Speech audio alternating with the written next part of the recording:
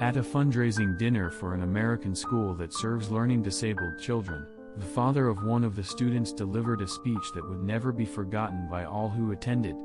After extolling the school and its dedicated staff, he offered a question. When not interfered with by outside influences, everything nature does is done with perfection. Yet my son, Shay, cannot learn things as other children do. He cannot understand things as other children do. Where is the natural order of things in my son? The audience was stilled by the query. The father continued.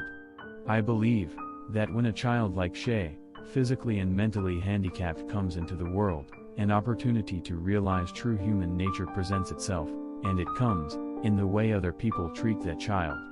Then he told the following story. Shay and his father had walked past a park where some boys Shay knew were playing baseball. Shay asked, "Do you think they'll let me play?"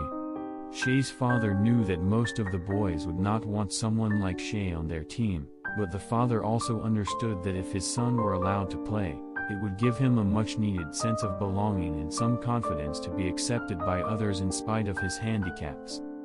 Shay's father approached one of the boys on the field and asked if Shay could play, not expecting much. The boy looked around for guidance and said, "We're losing by 6 runs and the game is in the 8th inning. I guess he can be on our team and we'll try to put him into bat in the 9th inning." Shay struggled over to the team's bench, put on a team shirt with a broad smile, and his father had a small tear in his eye and warmth in his heart. The boys saw the father's joy at his son being accepted. In the bottom of the 8th inning, Shay's team scored a few runs but was still behind by 3. In the top of the 9th inning, Shay put on a glove and played in the right field. Even though no hits came his way, he was obviously ecstatic just to be in the game and on the field, grinning from ear to ear as his father waved to him from the stands. In the bottom of the 9th inning, Shay's team scored again. Now, with 2 outs and the bases loaded, the potential winning run was on base and Shay was scheduled to be next at bat. At this juncture, do they let Shay bat and give away their chance to win the game? Surprisingly, Shay was given the bat. Everyone knew that a hit was all but impossible because Shay didn't even know how to hold the bat properly, much less connect with the ball. However, as Shay stepped up to the plate, the pitcher, recognizing the other team putting winning aside for this moment in Shay's life, moved in a few steps to lob the ball in softly so Shay could at least be able to make contact. The first pitch came and Shay swung clumsily and missed.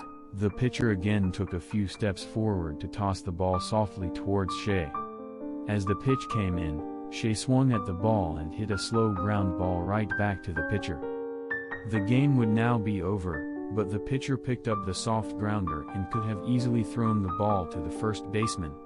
Shay would have been out and that would have been the end of the game. Instead, the pitcher threw the ball right over the head of the first baseman, out of reach of all teammates. Everyone from the stands and both teams started yelling, "Shay, run to first! Run to first!" Never in his life had Shay ever ran that far but made it to first base. He scampered down the baseline, wide-eyed and startled. Everyone yelled, "Run to second!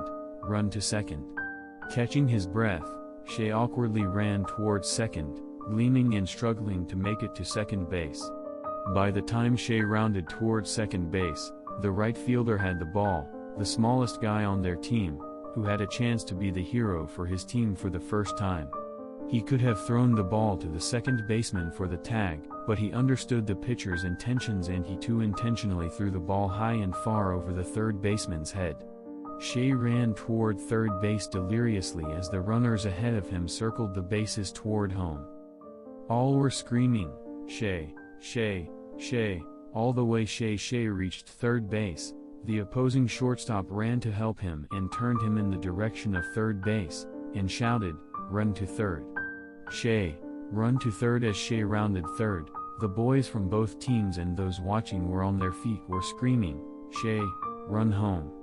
Shay ran to home, stepped on the plate, and was cheered as the hero who hit the grand slam and won the game for his team.